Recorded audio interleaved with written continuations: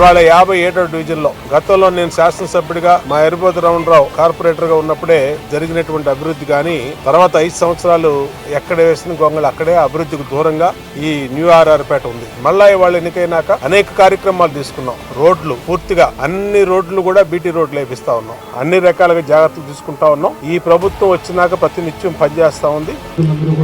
అనేక సార్లు కోరుకున్నారు. దీన్ని ఆధునీకరించి మెడక చేసి దీంట్లో అన్ని కూడా సదుపాయాలు, మహిళలు నడవడానికి వాకింగ్ ట్రాక్, పెద్దలు నడవడానికి వాకింగ్ ట్రాక్, అట్లాగే జిమ్ ఎక్విప్మెంట్ శాంక్షన్ చేశాం. 48 లక్షలు ఈరోజు పనులు ప్రారంభించాం, శంకుస్థాపన చేసుకున్నాం. పేదవాళ్ళు కూడా వాళ్ళ ఇంట్లో పెళ్లిని చక్కగా చేసుకోవాలని ఈ కమ్యూనిటీ హాల్ని ఈ ప్రాంత వాసుల కోసం అప్పుడు నేను శాంక్షన్ చేయించి మరి పిల్లర్లు కూడా లేపించి పూర్తయిపోయే కళ్యాణ మండపాన్ని ప్రభుత్వం మారింది. గత ప్రభుత్వం ఏ మాత్రం కూడా ఈ ప్రాంత అభివృద్ధి మీద దృష్టి పెట్టాల.